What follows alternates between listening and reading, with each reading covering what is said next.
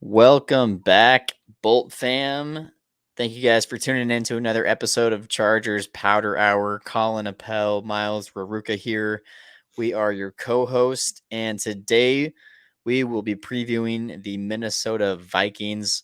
Chargers head to Minnesota in Week 3 of the 2023 season, and we're going to get into all of the nitty gritty here in a second. But my man, how are we doing? You're heading to this game this weekend, so I know you're pumped. I know you're jacked. Yeah, how you doing, man? How you Dude, feeling? I'm super excited, man. I'm ready to get on the road. I'm ready to get there, but more importantly, I'm ready for Sunday. Honestly, I'm pretty nervous about this one. I know we're going to break down a lot in this episode. Two 0-2 teams with two very promising 0-2 teams, if you will, going after it. A lot to talk about, man. So I'm excited, man. I'm sure you're just as excited. Anything you want to share with us? No, just looking forward to another week of NFL football. Hopefully, the Chargers can get in the win column. That would be really, really nice. But you got some bets that I'm going to place this week, so always rooting for that as well. Fantasy as well. So yeah, man, just another packed weekend of football, and I have a good buddy coming out to Phoenix that I'm hanging out with. So um, that's gonna be cool to see him. And yeah, we'll just pretty much hang out, watch football, and drink a bunch of beers. Sounds like a perfect weekend, man. Yeah, hard to complain about for sure. Yeah, man. So I think should we get to it or right off the bat? Well, before we do, I was just curious. Do you? I see you I looking do. around. Where did I put it? Where I did you swear to set God. down your beer? I That's was somewhere downstairs around here. making I was downstairs making dinner. Dinner. I was downstairs making dinner and okay, it was just a Coors Light. It was It's a literally phantom nothing. beer. It was a Coors Light, another Coors Light. You guys are missing out on nothing. But no, I just opened it too, so now it's gonna be warm. I'm just giving you shit. All right, so Coors Light. That's what I was getting at. I was drinking a Um, Coors Light while making dinner tonight, but yeah, there you go. it is downstairs. Hey, it's Hump Day. I Gotta guess I gotta guess so. enjoy gotta enjoy a little tasty alcoholic beverage at some point. I am actually sipping on a local cerveza out here, an 805 cerveza from Firestone Walker Brewing Company. It's very good. It's I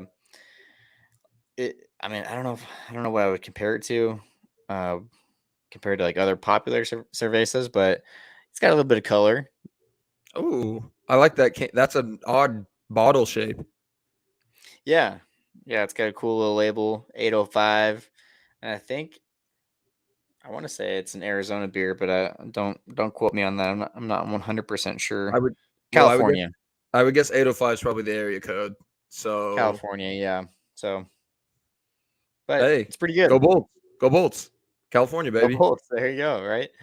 So that's what I'm sipping on. But yeah, no, I just wanted to see real quick if you had anything, which I did. Like apparently you do. But on God, but yeah, I have nothing to here. I have old bottles there here, you so go. That there you go. works. There's a Coors Light, but yeah, now mine's gonna be warm, Get and some camera time in there. I got a test to study for tonight. If you don't think I'm gonna be drinking while studying, you're wrong. So Nice. Oops. Sorry, I'm playing with some buttons. All right, yeah, let's get into it. Chargers uh, at Minnesota. First thing that we're going to get into, as always, is the injury report. And I just pulled this up literally maybe 3 minutes ago. So I'm seeing it fairly fresh for the first time. But, again, some notable names on it for the Chargers, but also for the Vikings as well. To start, just to go down the list here, Joey Bosa, he was limited today in practice. He's still dealing with a hamstring uh, injury, which, I was actually surprised we saw him this last weekend at all. Earlier in the week, last week, it didn't sound like he was going to go, but he did go and he had a really impressive game. He only played a handful of snaps, but he was still able to get 2 sacks in there and still kind of put his stamp on the game. So, hopefully we see him in a more, or, in a bigger role this week, this coming week. And yeah, it'll be interesting to kind of see how that hamstring lingers for Joey Bosa. Always tough to see a guy with a hamstring injury on the scout, or excuse me, on the injury report. But it's feels like it's might be becoming a common theme for Joey this year. I know it's only week 3, but I wouldn't be surprised if this is one of those things that we've seen in the past where he's constantly listed on the injury report. He's always a half participant, and then he's still able to play at least some sort of capacity on Sunday, which obviously was effective last Sunday with how limited snaps he got, like you were talking about, and two sacks on the play. So Yeah, really big bounce I back was for Joey last week. But yeah, go ahead. I was really impressed to see him come out and have a game, because he had essentially that, a lot of those guys in that defensive side in that week 1 game with Miami had plenty of opportunities to make plays and to affect the outcome, and they just weren't able to get it done. So it was awesome to see that. And there is unfortunately a trend starting, not only on this team but specifically on this defense, when it comes to hamstring related injuries, because you have Joey Bosa, but we also have linebacker Diane Henley, linebacker Eric Kendricks, and outside linebacker slash D end Chris Rumpf, all on the injury report with a hamstring issue. Diane Henley was limited today, um, and so was Chris Rumpf. So Bosa, Rumpf, and Diane all getting some action today, but Eric Kendricks did not practice today. So yeah, that's a trend I would like to see go away. I want to say that this is Diane's first not DNP practice this year. Would I be correct in saying First that? week From one. what I can remember. I'd have to go back and look at last week's report, but you could be right. I mean that. But I mean, if so, I really think he's taken some steps forward, and I mean, I would love to be there in person to see his NFL debut, especially like we were just talking about with Eric Kendricks. Did not participate. I would guess he will most likely be out. Brandon Staley made it sound like he and Eckler, were kind of on a week to week basis. So seeing a DMP for Eric Hendricks definitely not ideal. Would love to see him play against his former team, but I mean, just based off how he practiced last week and how it went last week, it feels like it's already a little bit of a long shot. Bearing it is Wednesday, we are recording this a day earlier than we usually do, but as of right now, unless he's able to log at least one somewhat practice, then I don't know. I don't know if I necessarily see him going. Yeah, well, I mean, we're recording this on Wednesday night as well, so we're usually recording tomorrow night, on Thursday. So at that point, it's usually, you know, you have 2 practices in for the week. You have a little better understanding of the injury report and who's probably going to go, who probably isn't. So, a lot can happen in the next 2 practices, the next 2 days, and you know, the game status definitely isn't determined for any one of these guys. However, I do agree that, yeah, it probably doesn't sound like Eric Kendricks will go. Um, but we never know, So other than that, I mean, that's pretty much it for the defensive side for the Chargers. But um, the other 2 injuries on the offensive side, obviously, Austin Eckler has been a very high high interest injury for not just the Chargers, but for a lot of people around the league because of fantasy implications and stuff like that. But he's still dealing with his ankle issue.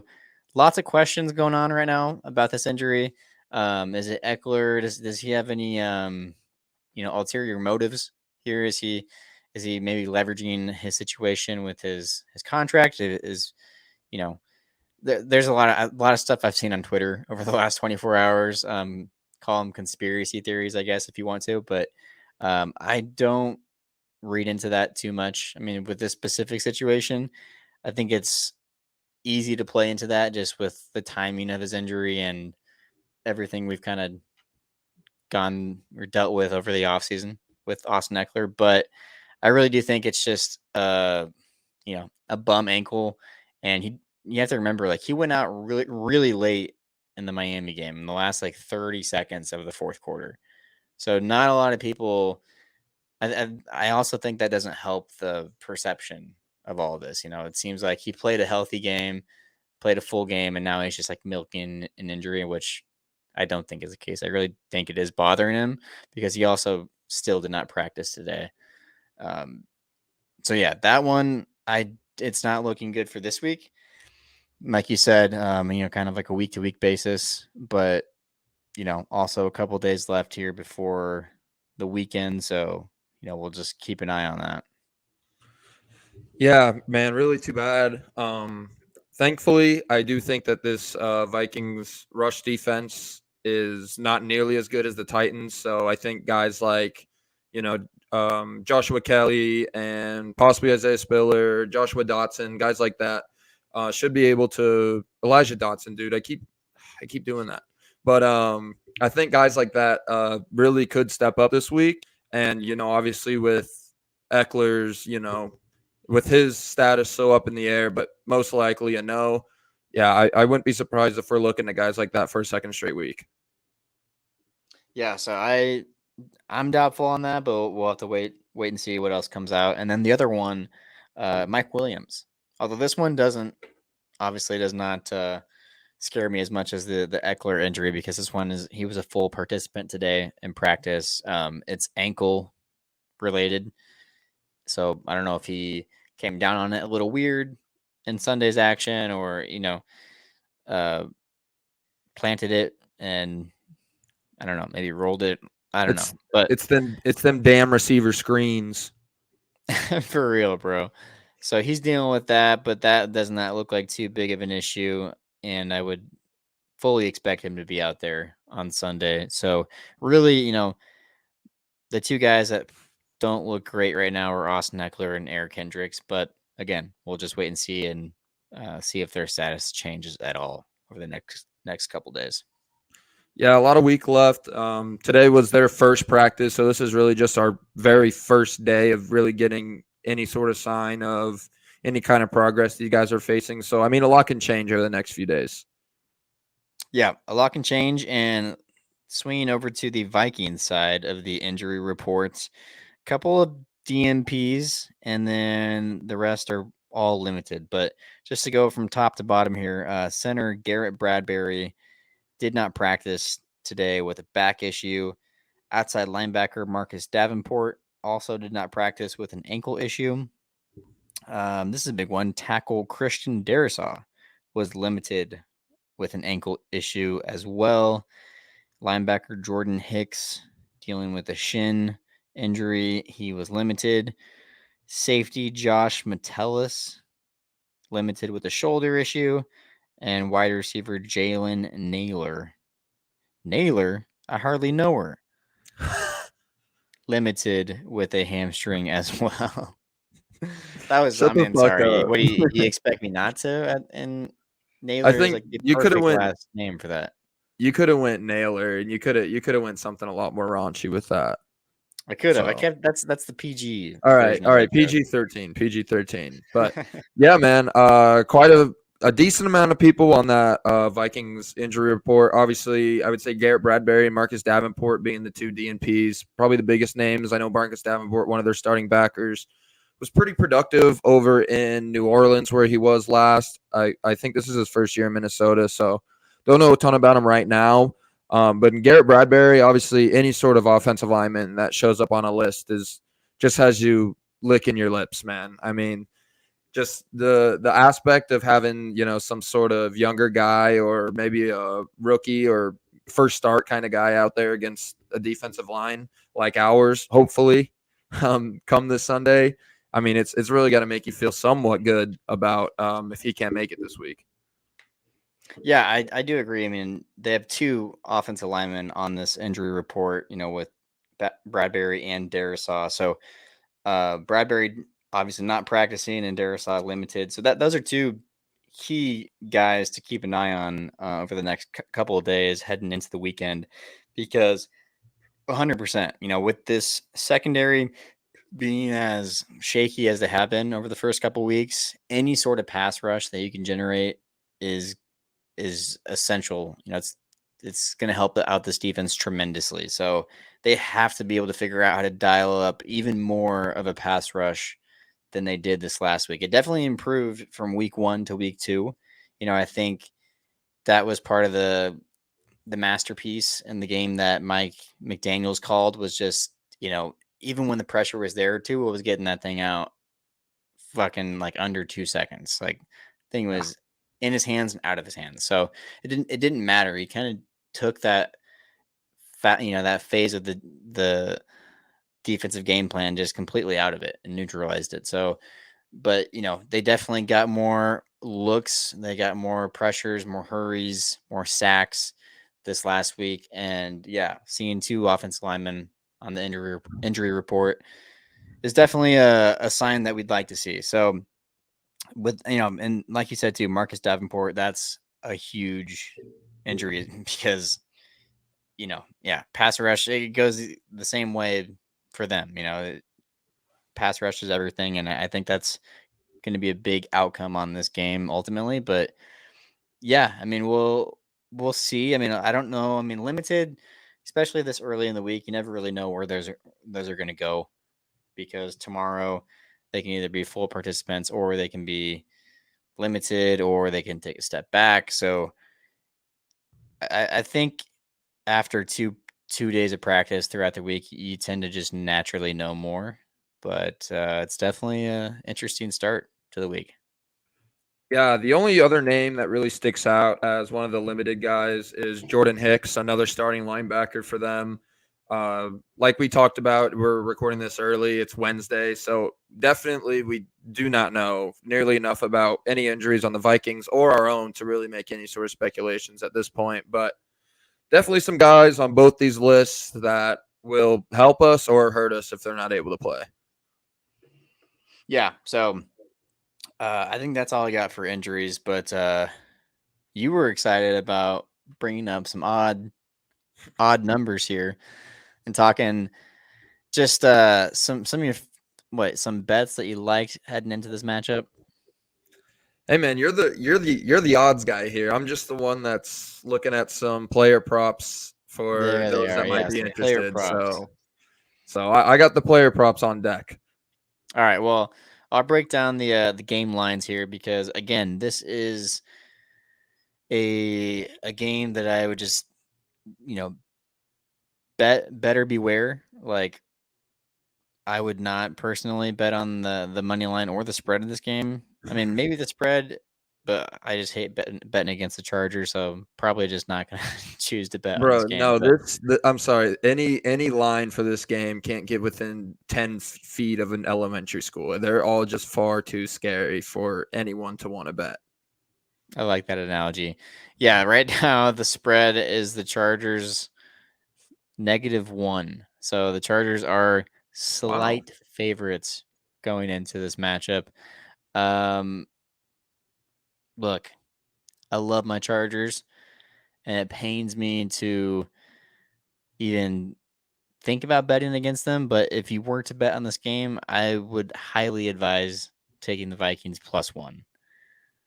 That seems like a safe bet. And even if you are a Chargers fan, if you believe in the betting philosophy of, hey, either way I'm going to win. If you bet against your team, you sacrifice the bet for your team's W, or a consolation prize to the team's L could be a few extra bucks. It all depends on how you view that situation. But it wouldn't be a bad week to bet the Vikings +1. The over under right now is currently sitting at 54 even. Damn. Also, I think this week I think you have to smash the over. I think these are two teams that are just built to hit the over. And 54 is a pretty healthy over under. Yeah, that's a big over under for sure. But I mean, you're looking at two teams, neither one of them boasts the best defenses, but two very high powered offenses, especially through the air. I mean, there's no way in hell I could stomach betting the under in this game. Yeah, so I mean, those are two right away, and I just quick to see on a single game parlay what that would pay out. Um, but yeah, those are two off the bat that jump out to me. You know, Vikings +1, and then the over on the 54. So right now, if you were to make a single game parlay through DraftKings, $10 is going to pay out $36 just on those two outcomes. So that's not terrible. Hey, if you guys are listening to this, just please don't bet on this game because we don't want you guys to bet Vikings. But I mean, at the same time, Chargers is a risky play. So Well, maybe hey, just maybe just don't bet touch it. bet Vikings because I'm Bet also a the over. believer. I'm also a believer in that reverse juju. Sometimes you can just We'll get uh into the reverse juju later. yeah, it's a thing, man. Sometimes you get it rolling and it's like, you know what? I want to bet against the Chargers this week. And then maybe that's what it takes. Maybe all it takes is just me betting against them every week and constantly losing money, but sacrificing that money for dubs. Hey, I mean, I'll pay. Ollie would fork up some good money for some dubs, What if that's especially right what if, now. what if that was like a thing? What if they actually found out it's like if you just pay like you can buy your team wins like dude, the amount like I don't even want to think about the amount of money that some people would put on the table. Bro, give Whether they me had it or not, whether they had it or not, like there's some cowboy fans out there that are gonna go rob a bank tonight to be like, what I can buy a Super Bowl victory, like let's go. Bro, give me Sean Halucci, the referee, however you say his name. Give me his PO box because I think we can make some things happen then. Hockley, is that where Hockley, you're yeah, going? Hockley, Halucci, you know who I mean. Give me Cleet Blakeman's PO box. Give me one of them big time refs. Give me their PO box. I can make some things happen for this team. Clete Blakeman, shout out Omaha. Yes, sir. Shout out Nebraska, corn grown.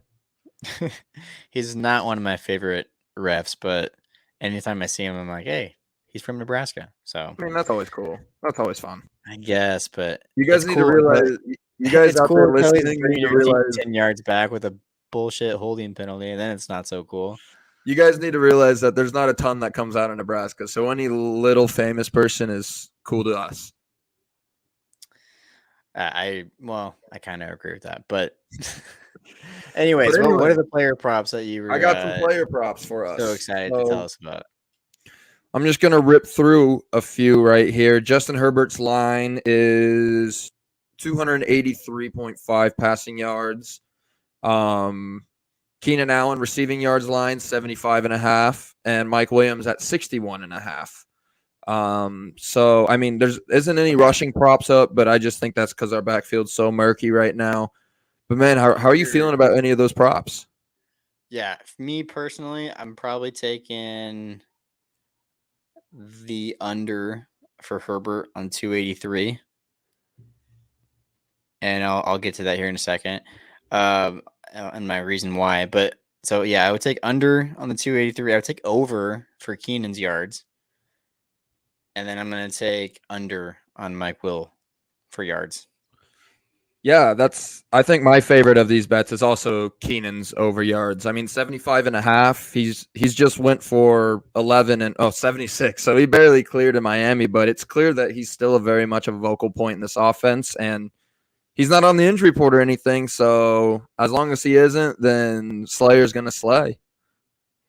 Yeah, no, this is a great time to transition into keys to victory because one of my looking at this matchup just from afar, I was able to look up kind of some stats. It's only week 3, so take these first 2 weeks with a grain of salt. But I also think teams are like teams show a lot in those first 2 weeks. So yeah, a lot can happen down the road and things can change. But it's also like you just have to take what you've seen so far. And so far, the Vikings boast one of the better pass defenses in the league. They're pretty much middle of the pack, but it's pretty good when you look at the number on those yards. I believe it's around 170 yards per game, and that's pretty good. I think there's been, I don't know why it seems like around the league already this year there's been a just underwhelming amount of like passing performances. Like there really hasn't been like,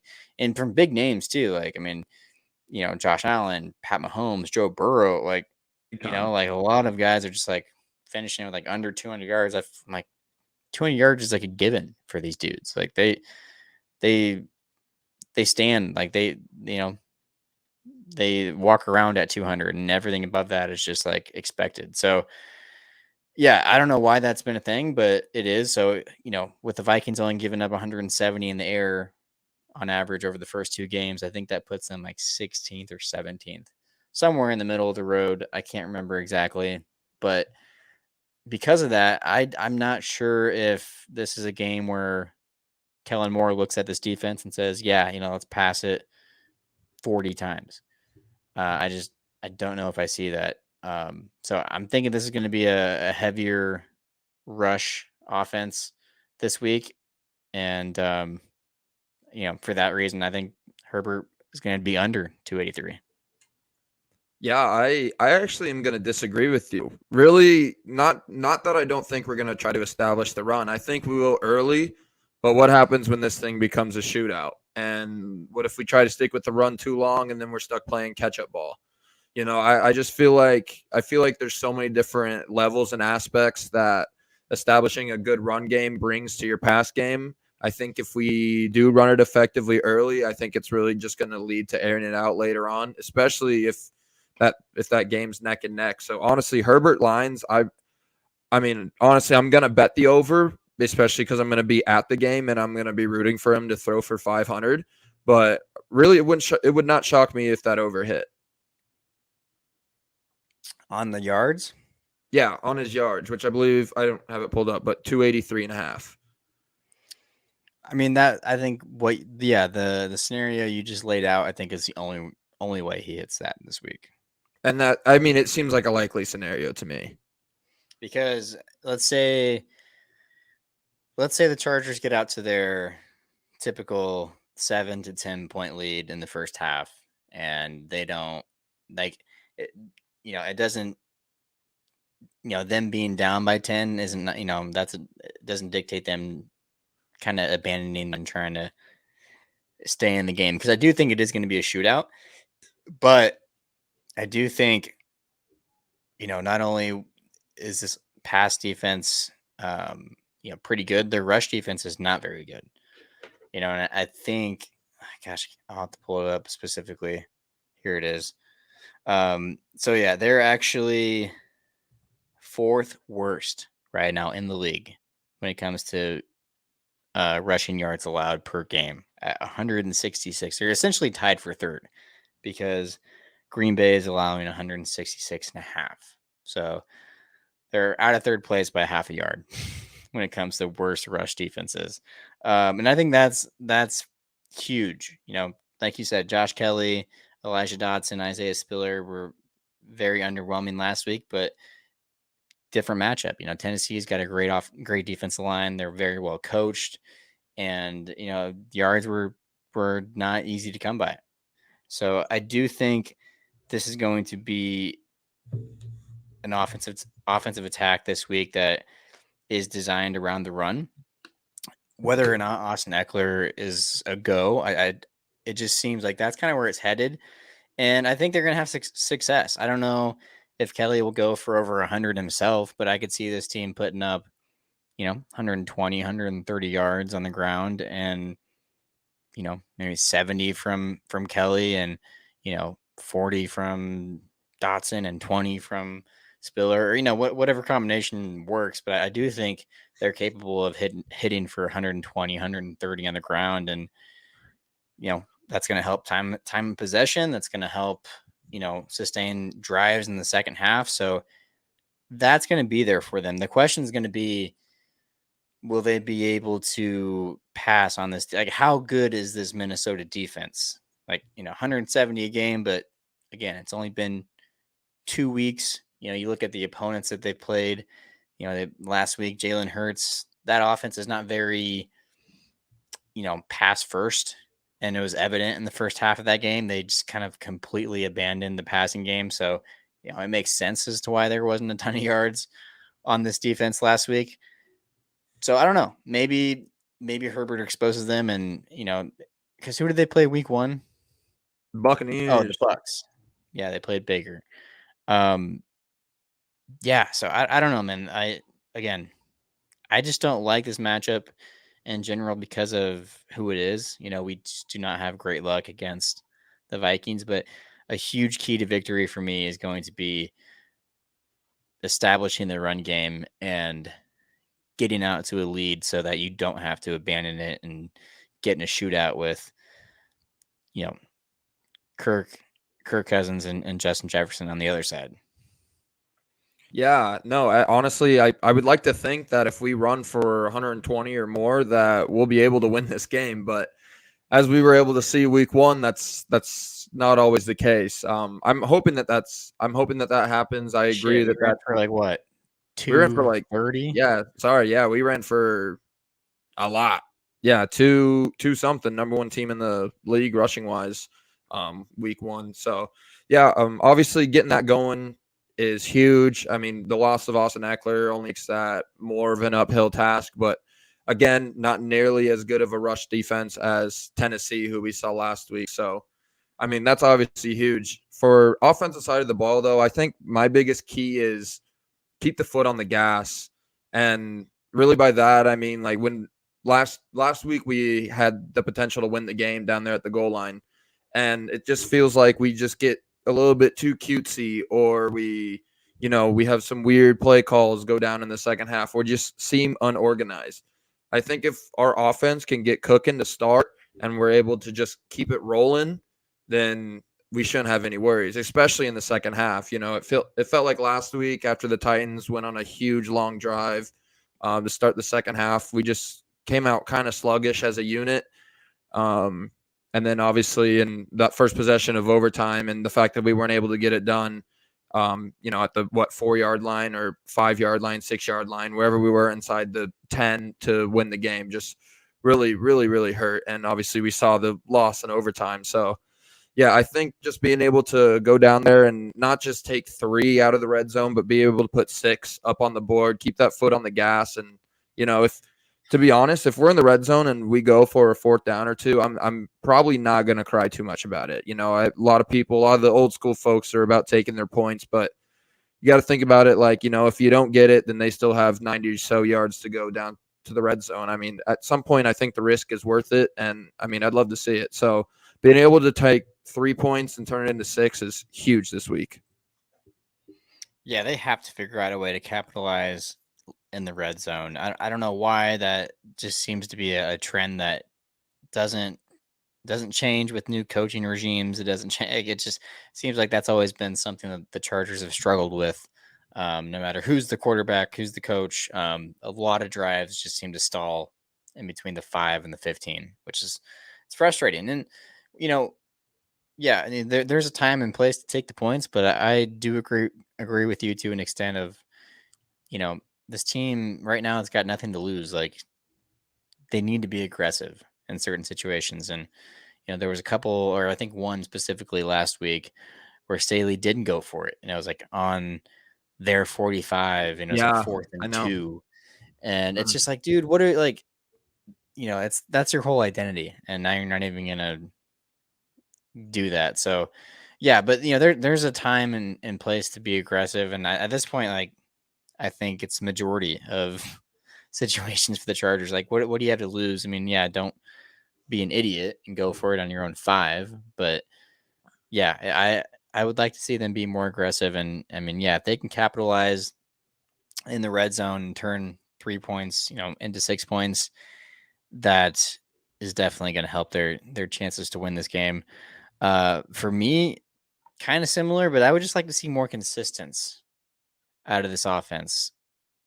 Especially when it comes to putting up points. I just don't think, and like this is where I'm not. It depends on how you feel about like field goals, because and every drive is different. Like sometimes a field goal is the biggest win, right?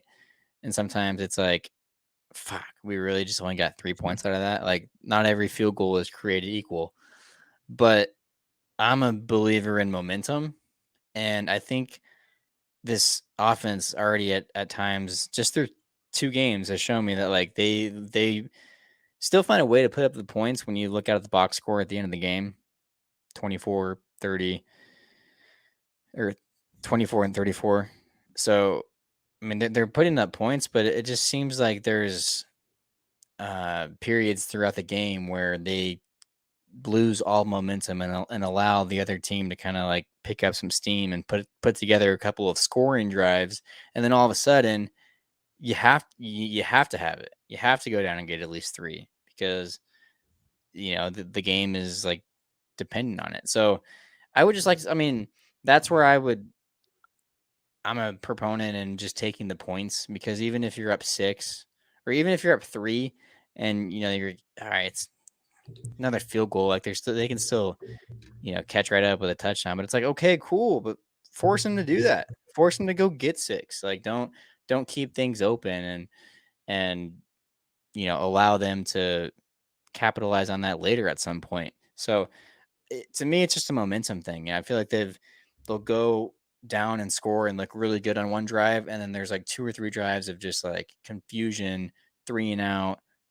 Maybe some of it's on the play calling, just wrong place, wrong time, and it's just there's not a consistent offense throughout the entire game, which I understand. Like, they're not going to go get points every drive. There has to be 3 and outs in there somewhere, but just limit those, and like, even if you're not going to get points, flipping the field, like go flip the field and put your defense in a good spot to give your offense another shot. Yeah, no, for sure, dude. It's always huge for us to somehow be able to get off the field on third downs, and that's one of my keys for the defense this week is being able to get off the field on third downs. I know I talked about it last week, and it didn't necessarily come into fruition. And quite honestly, you could say the reverse about our offense is being able to keep going on the field on third downs has just an absolute horrible third down conversion rate last week against Tennessee. Yeah, defensively, dude. I mean, just getting off the field on third downs and limiting the explosive plays is just absolutely massive against this Vikings team. Justin Jefferson has explosive play written all over him. I wouldn't be surprised if he went for 200, unfortunately, this weekend. But I really just Right. think that it's key that offense isn't able to get into much of a rhythm, and our defense can get into a little bit of a rhythm. We saw them get into that rhythm last week. The first 3 drives, Tennessee wasn't able to get anything going. And then just like that, the whole game changed after that one explosive play to Treylon Burks. So, I mean, I just think it's so important to be able to get off the field on big downs and limit explosive plays. Yeah, limiting explosive plays is the biggest bugaboo right now for this defense. It's just, I mean, talk about momentum. What I was just talking about, like that plays into that like enormously. Big plays. What I mean, not. I mean, what it does for the stadium, for people in that vicinity of action, and just everyone at home too. Like it changes. Like, points don't necessarily change momentum, but big plays do. You know, you can go down and add 3 points to your lead. Okay, you know, it's not a touchdown. Like, it's still looked at as a small Mm-hmm. victory for the defense. But if you go down and if you have a drive that's like all of a sudden you have a 75-yard run or a screen pass that goes for 82, like, holy shit! You know what you just did for that offense? Like, now they Such a huge actually momentum believe thing. again that they can move the ball, that they can get these chunk plays, that that the big plays are out there. And that just killed the Chargers last week against Tennessee. I mean, specifically getting off to an 11-0 start, and you're thinking, okay, like, defense looks good, offense looks good, 11-0 start. Here we go. And immediately, like within 30 seconds, it's 11-7. Like, that just zaps a lot of, I mean, not only does it totally just get the other side rolling with momentum, but it just totally zaps whatever momentum you had. Like, it's such a momentum switch. And that's not even to take the lead. That's just to get within 4 points. So Yeah. now you can imagine what it feels like when they ultimately do take the lead and the stadium goes fucking bananas because not only did they take the lead, but they took it on a crazy, like a 65-yard screen pass. It's just demoralizing for a defense, for a fan base, for anyone watching. Like, it's just like, fuck. Like, It's like, so here we go again, man. It's the same shit. yes. And that mindset kind of starts to roll in. And if you're thinking that watching it at home or in the stadium, wherever you're at, the players, it has to, like, players are human. We're human. It's like, these are human thoughts. It has to creep into their head at some point, and yes, they are professionals. They do this for a living and they get paid extremely well to do it. So maybe they have a stronger threshold for for that kind of stuff compared to fans. But ultimately, like, it's just, this is such a game of momentum, and it's so clear. So yeah, eliminating big plays could do a lot for this team, just in terms of momentum itself, but also, just not having that, oh shit, here we go again feeling. And that's really been the start of our season on the defensive side of the ball. It's literally just been about getting carved up by just big plays. And I mean, we saw it firsthand last week. We saw it firsthand the first week, and I mean, against such an explosive offense. I mean, It's coming. Like, yeah, I this mean, week's I a don't think given. we're not gonna be able to stop it, but if we can just limit it at least a little bit, then I'll Yeah. take it. Like, this week is not a great matchup either to just expect it to be better overnight over 1 week, because this week it's inevitable. You got Justin Jefferson. Staley's probably going to play some zone. Like, it's going to happen. Bruh. It's just a matter of, okay, can it happen at a time where it doesn't have a huge effect on the game or just the momentum in general? Like, can we be up by 3 touchdowns when it happens? Or can we get it out of the way early?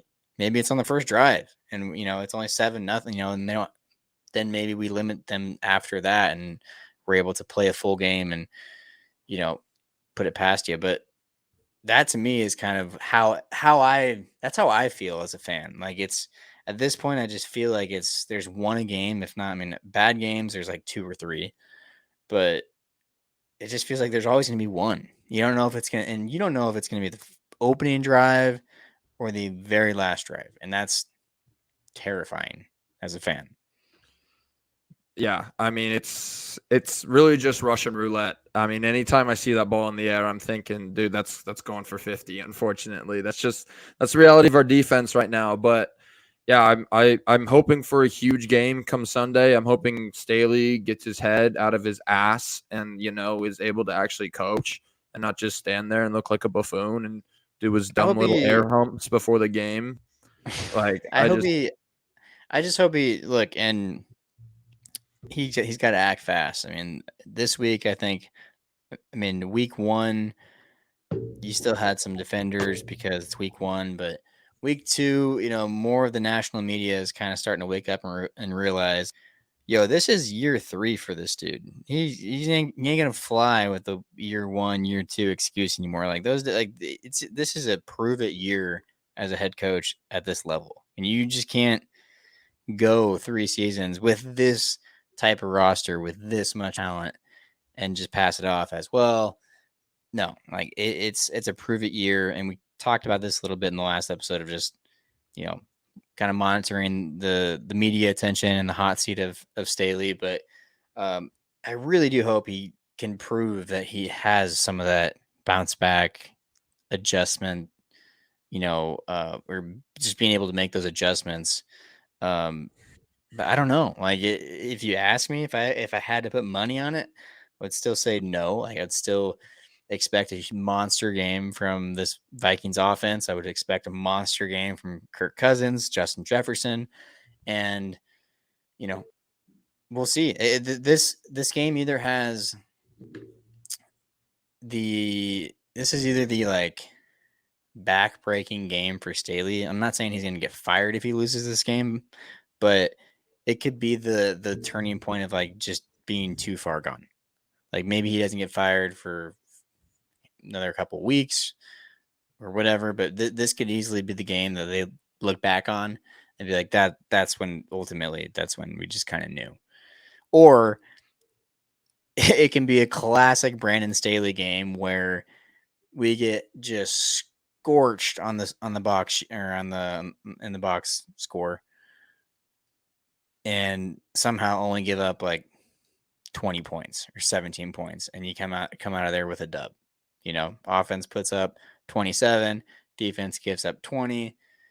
Okay, from the box score you kind of look at it and you're like, hey, all right, that looks like a better defensive performance. But then when you look at the yardage, it's like, oh shit, Cousins threw for 400.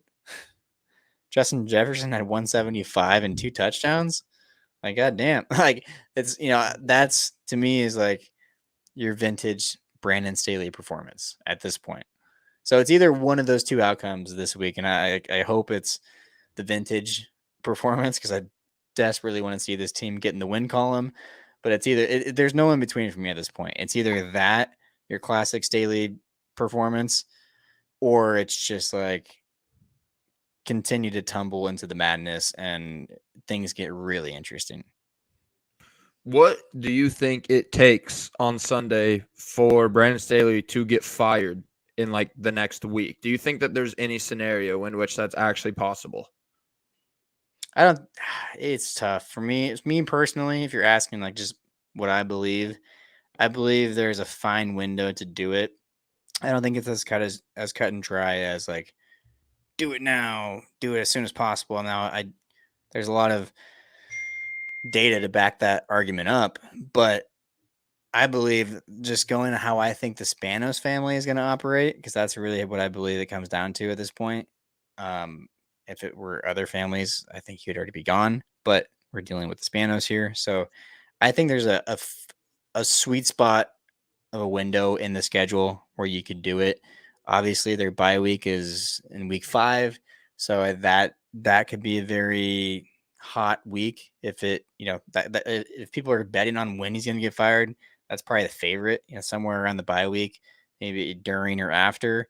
But it just all comes down to schedule. It all comes down to how these next 2 weeks go. If they somehow pull out a victory next week, then it just kind of puts a band-aid on stuff for another week.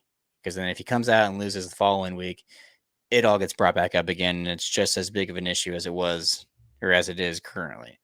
So he's really got to go like over the next 5 games. I think he's got to win at least 3 to like save his job for the rest of the regular season.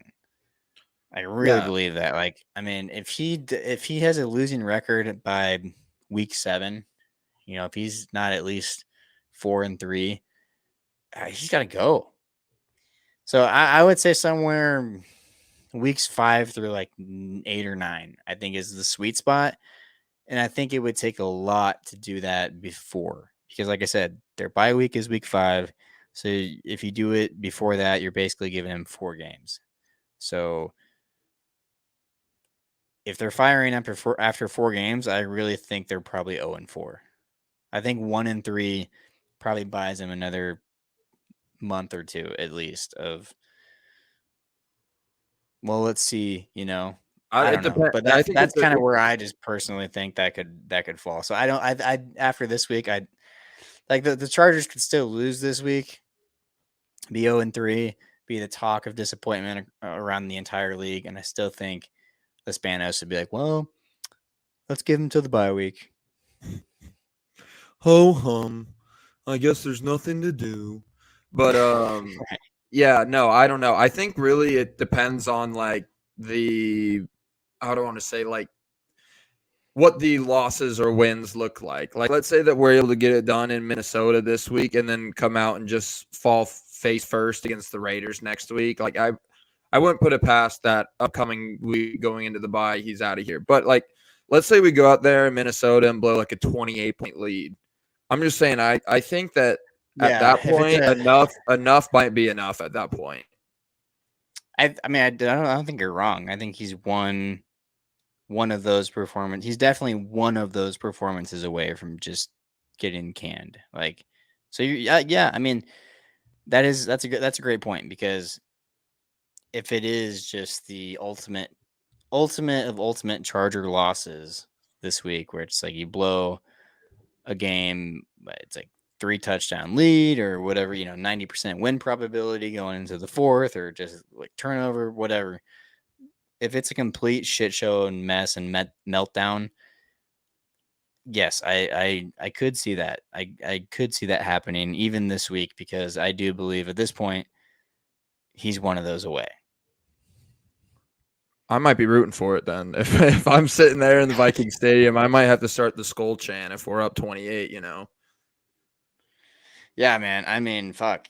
We'll see. And this is why I was really, I'm not a huge Colin Cowherd guy.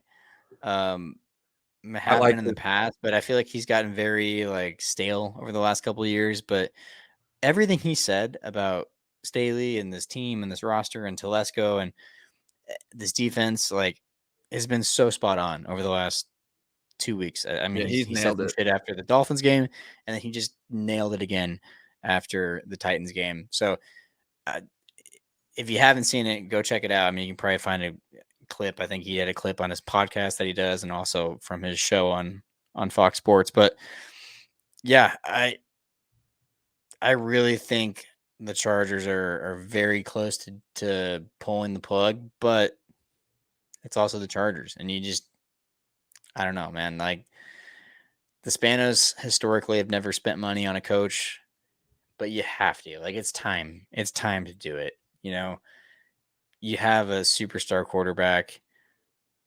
You have to maximize that. You know, I mean, just look at some of the top coaches. Look at Kansas City, Miami, San Francisco, LA, the Rams. Just look at how that affects. I mean, that matters. I mean, they just look They're like just a different. different, they just look different than we do. And it's not necessarily because of the quarterback or the personnel, but yeah, it matters. And I don't know who the answer is. I mean, I know the popular, Harbaugh. yeah, Harbaugh is going to be thrown out there a lot. I mean, I do think there is real buzz with him coming back to the NFL, but I just don't know. I mean, again, we're dealing with the Spanos family, so I don't know, man. I think this is should have switched over to storylines for this topic, because we've basically been talking storylines for the last few minutes. But yeah, man, it's definitely, I'm just glad the media has kind of honed in on this situation over the first 2 weeks, and they're shining a brighter light on it. Because look, at the end of the day, like, it's the LA market. You should have, a shorter leash. Like, winning, every other team in that market is known for winning, and that's the standard. So if you want to compete, if you want to win fans, if you want to grow in that market, you got to win. It's a winning town. And that's Yeah. what you No, got to do. it's a winning town, and right now we're in like probably like eighth place of professional teams in that city right now. Like, there's only one way to get people to start respecting the Chargers, and it's to just win. It's to put all the excuses. It's to show everybody that Justin Herbert's not this fraud that everyone thinks is overrated. Suddenly, it's just about winning. And I mean, Staley Yeah. is not doing it, and I'm just hoping that he shows me something on Sunday to prove me Well, otherwise. this is the first time in a long time I feel like I've really, like, I'm myself, I really want to call out, like, the Spanos family. Like, since the move and the relocation, and them being the forefront of every, like, Charger fan, like, fuck Span, like, I feel like that's died down in the last season or two, and it's kind of made me forget a little bit about that. But, like, and I know, like, I've always been aware, like, this is not the greatest sports fan. Like, if I could choose a different ownership for my favorite team, like, I definitely would. But you gotta rock with what you got, you know. And I definitely feel like this off season and how this season has started has definitely made me, like, hone in on them, because like to me it's been like I put the blame on either Staley or Lynn or Telesco. Like it's never been the Spanos family. But at some point it's like, what the fuck are we doing here? Like, can we get a legit veteran experienced NFL coach? Can we, get a new GM after a decade of just like shit not working?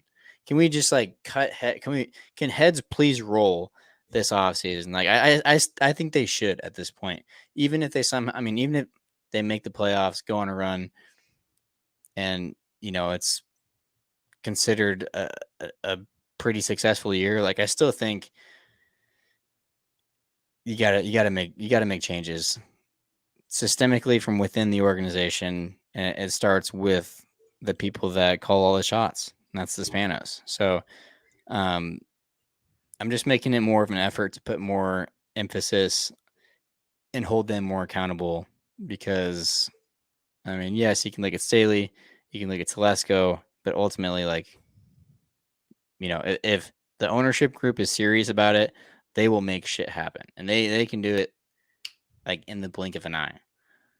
So it's not a matter of like, oh, they want to, but they can't. No, if they really want to, and they want to put their money where their mouth is, if you want to be in the LA market, if you really think, if you really thought being in the LA market was better for your organization, you have to act like it. You have to spend like it. You can't be fucking cheapskates. And they have, like Herbert being extended, some of these huge contracts that they've handed out over the last 2 years. So got to give them credit for that, but you got to do it with a coach now. You can't afford to just fart around with a dude that has been in the league for like 3 years as a fucking assistant and coordinator. Like you just can't.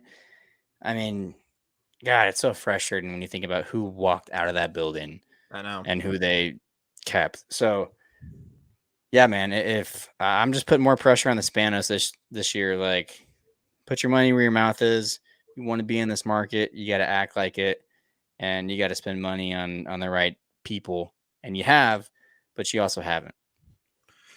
Yeah, that's going to be a big conversation that I'm sure you and I will probably end up dedicating a whole episode to. But yeah, I mean, I definitely don't disagree with anything that you said. I'm with you on that. But right now, I think we just got to focus on the Vikings. And I think with that, should we get into some score predictions?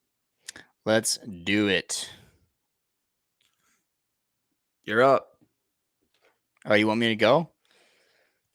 All right. Well, yeah, I do want you to go. Well, I mean, I don't think you're gonna like this, but I think the Chargers start 0-3. I really do. Let's And hear it.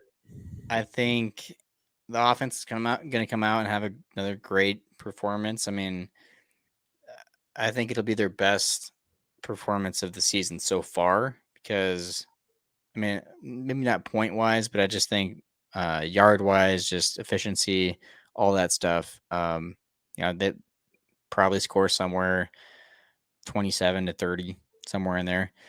Um, but yeah, man, this defense is just so bad.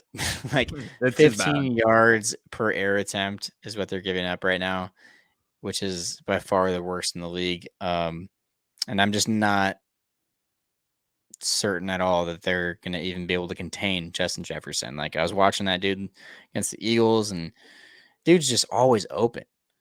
Like it doesn't matter. Like always, he's just, it's like Kirk is pressured. He has to roll out of the pocket, throws it 20 yards downfield. Like Jefferson's just magically wide open. Like no one within 5 yards. So I just don't know how they're going to be able to contain that. I can see a big day for this passing offense with the Vikings, and I think it's gonna be a shootout. I really do. So I think the offense does their job, but again, if you're in a shootout and you don't have a defense, you're probably gonna lose. So I'm taking, again, I'm hitting the over like crazy on this. I'm gonna take the Vikings 31-27. All right. Yeah. Hey, remember last year when we predicted them to lose a bunch of times and then they kept winning? I mean, Reverse psychology, baby. who knows? Who knows, man? Yeah. So yeah, I mean, I don't love your pick, obviously, but here's the thing: is I think the Chargers are going to start 0-3 as well. Unfortunately, I don't. This defense sucks. Like you said, there's no other way to put it other than this defense sucks. And I mean, you basically said everything that I could say. I mean, Justin Jefferson really could go for 300 or something this game. Like, I mean, this defense is horrible. I don't see any way they stop Justin Jefferson. Hopefully, we'll be able to generate some pressure.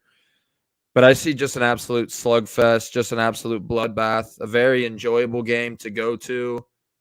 But I'm also going to take the Vikings in this game. I'm also going to say the over hits. I'm going to go 38 to Sheesh. 33.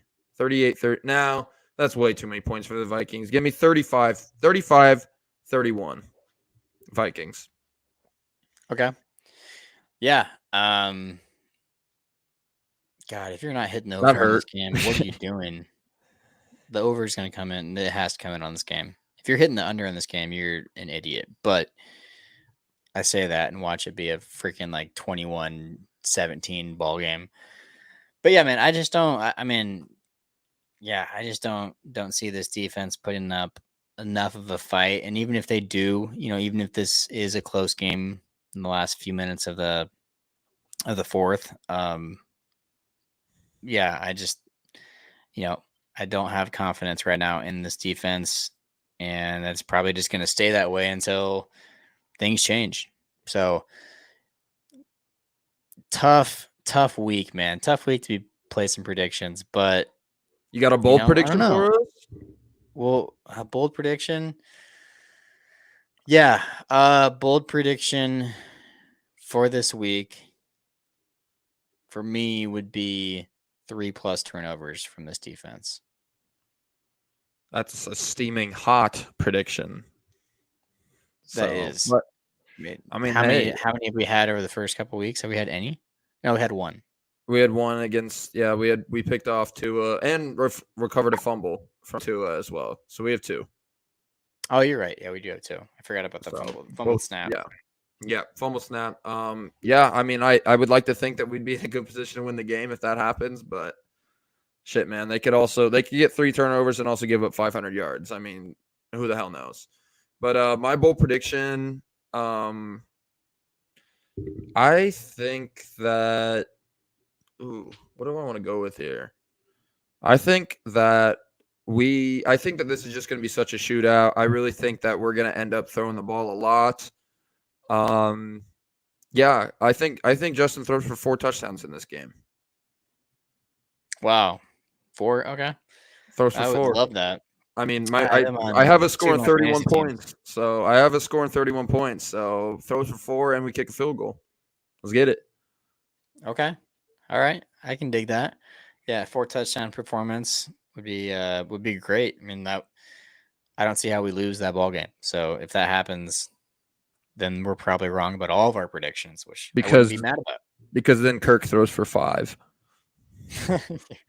Right. Offense puts up 40 just for the defense to give up 43. And then Kirko Chains, who stays dripping, just comes out and gives us a 50 burger. So Oh god, I would probably have to like not well, no, I couldn't just go a week without watching, but oh, that would hurt my soul if this defense gives up 50 at any point in this season, not just no slight to the Vikings. Like, I mean, the Vikings very well could do it, but I would like to think, hey, if they only give up 36 to Miami at the end of the day, I would like to think that's only. their ceiling of what they would allow pretty much for the entire year because that Miami offense is just loaded.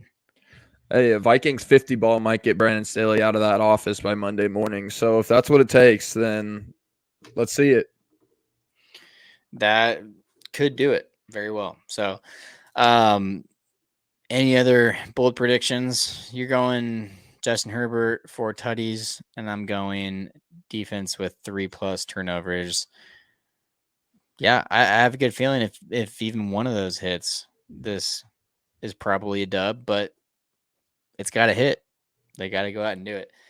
That just about. I mean, anything else you want to add? Otherwise, that does it for me, and I'm gonna get out of here. Hit us up if any of you guys will be in Minnesota this weekend, please. Yeah, I'll be there. So yeah, hopefully we Party can meet on. some people. Yeah. Try to get just as obliterated as you did Nope. last year Nope. when we Nope. went to the Chiefs game. No. Nope. I'd like to remember the game this time, and I think I will, considering it is a noon kickoff this time and not a primetime event. I should There be you able go. to Hey, should dude, be able to just have my head on my shoulders. bro, Rick's gonna be your best friend. For those of you that don't know, Rick is my dad. But dude, just stay with Rick. He'll keep you grounded. He's gonna be buzzing like a mofo too. So if you need someone Oh to, yeah. confide in, Oh yeah. he's there. We'll be getting we'll be getting after it. He'll ride out the storm with you too. So yeah, that'll be a good time. Yeah, for sure, man. I'm really looking forward to it. Alrighty. Well, we're going to go ahead and get out of here. Thank you guys for listening to another episode of Chargers Powder Hour. This has been episode number 85. This has been our Antonio Gates episode, bro. This episode is in honor of Antonio Gates. I mean, this is the legendary episode. I can't believe this is our 85th episode. We're closing in on 100. That's crazy. But thank you guys for tuning in. Make sure to follow us on social media. We are on Instagram and Twitter at Powder Hour Pod LA. That is our handle. So you can follow us, get all the latest news and updates about the podcast and about the Bolts. And if you're watching this on YouTube, throw us a subscribe button, subscription. So I don't know. I'm not too familiar with YouTube. What do the kids say? It's a sub. It's a subscribe. A sub. Just saying subscribe sounds weird. Like and Sub sounds better. like and sub Like sub. and It's sub. like and There you go. subscribe. Excuse me. Like and sub, boys. Like and sub if you're watching this on YouTube. But other than that, I'm going to get out of here. Miles, enjoy this weekend. I hope the Chargers get a dub. I really do. And we'll talk again once the game's over. Peace.